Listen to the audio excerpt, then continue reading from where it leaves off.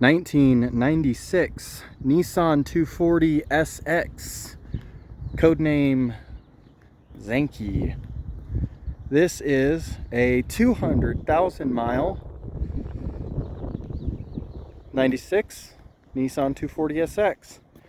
This car is a good definition of a survivor. The paint is not original to this car, but it's the original color as far as I'm aware. The car is in good shape and essentially stock aside from a handful of simple modifications. We have an exhaust which just bolts up to the factory exhaust. We've got some 18-inch wheels for sporty look and teen Master Flex coilovers to drop the car 1.5 inches about.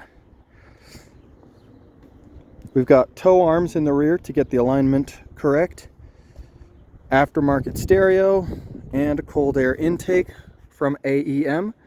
That is the extent of what's done to this car and is otherwise a stock car.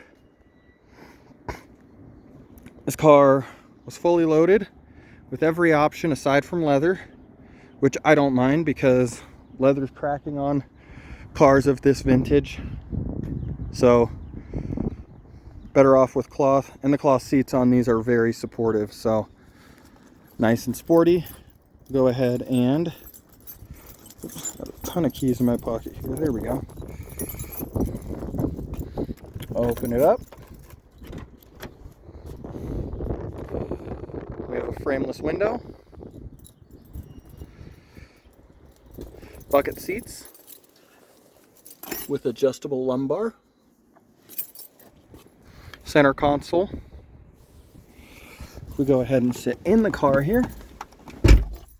We have white face gauges,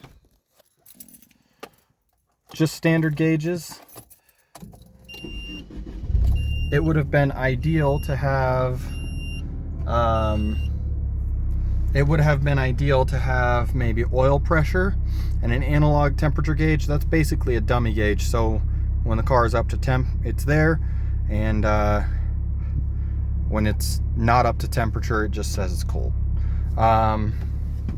200,000 miles on this one. We've got our standard lights, check engine, all that stuff in there. Clock. Air conditioning is on. I'll turn that off so we don't get any microphone noise. A common problem with these is all of these plastic pieces. So this one right here, this one, and then this one, they are very prone to cracking. Cracked dash, but definitely not the worst thing on the planet. We have wraparound door panels with integrated vents, automatic up and down windows, power locks.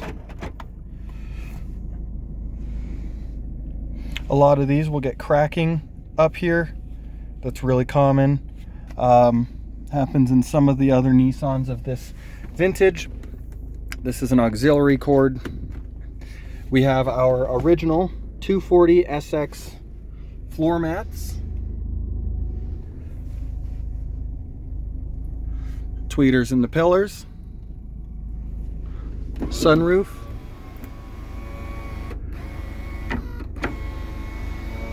This one has a little bit of rust on it, but it's a tilting and sliding sunroof. We have 3 functions: off, door, and on. Folding forward rear seat. Go ahead and show you that. The passenger seat, when you lean it forward, it will automatically slide forward, but the driver's seat, when you do it, you have to slide it forward manually because that holds like the driver position, so the driver doesn't have to adjust. Factory mats in the back. Could use a shampooing, but we're here. I'll put you guys down for a second. Sorry, I needed 2 hands to undo that. We have a subwoofer in the trunk, full trim, and an opening that is decent sized. There's a couple of pieces of wood here because I've been grabbing some stuff for the yard in this car. This car had 2 factory amplifiers, 2 of these right here. I removed one for the rear speakers. As you can see, they're no longer in here. And we installed a 1000 watt massive audio amplifier for that guy. There we go. You can see we have armrests for the rear passengers. Go ahead and open the trunk.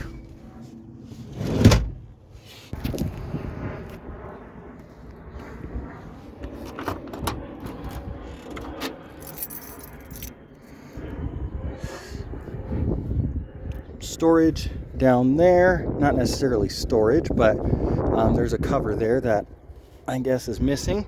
There's our subwoofer, and then we have our factory jack right there. There's also a tool kit down below that in the quarter.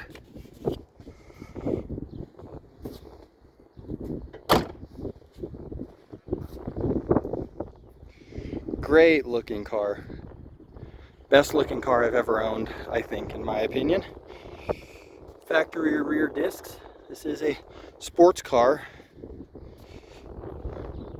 Oh, and you can see those tow arms in there as well. And our teen master flexes. We put Ironman tires on this. I wanted something a little cheaper. It is an automatic non-turbo car, so not really a ton of power to hold down, but the Ironman tire is used in drifting because it's very, very consistent and it wears very evenly and predictably. So also is a tire that I wanted to try out.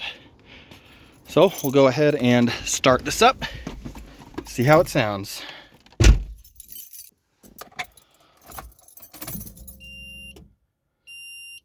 So we have our overdrive light, oil light, battery light, check engine, airbag, brake, and seat belt.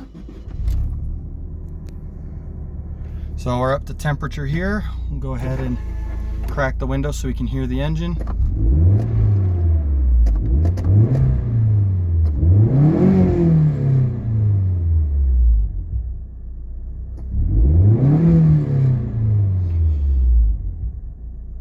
Apparently we have a check engine light that just came on for some reason, but no big deal. We'll go ahead and take it for a drive here. This car is not the fastest thing in the world. It's not turbo like the Japanese ones were, but we'll go ahead and take it down the road, get it up to speed. Just in drive, as automatic cars do.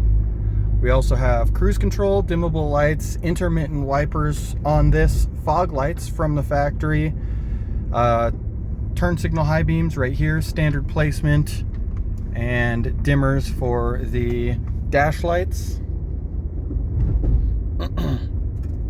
Passenger airbag in this vehicle, being a 96. We have electric mirrors. Okay, coming up here, and then we'll be able to floor it and see what this car can do. Interesting because it's a stock car, not a turbo or swapped one, which most of these are. All right, floored.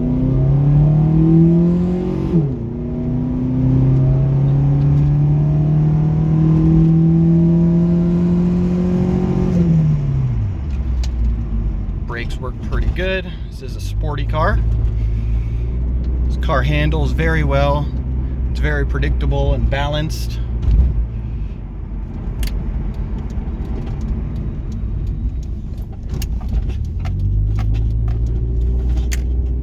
Good steering feedback. Lots of caster in one of these vehicles. You can hear the trunk rattling, and I'm sorry about that. The seal needs to be replaced so it's not making a total seal and it's kind of banging around on the trunk trunk latch, but, and we got kind of a bumpy road here.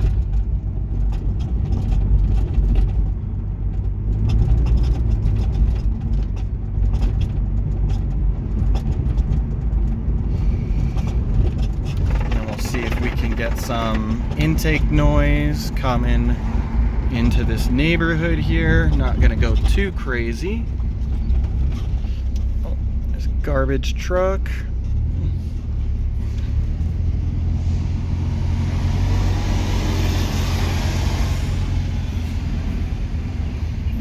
Okay, and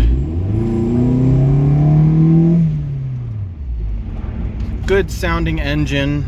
Not the most lively and snappy thing on the planet, but it does its job of moving the vehicle. So anyways, thank you so much for watching. Please like and subscribe if you like this video. I'll try and do another video like this on my girlfriend's under 60,000 mile Mazda Miata NB facelift. Very excited to do that. 6-speed VVTi Sapphire Blue. Awesome car. Thanks for watching.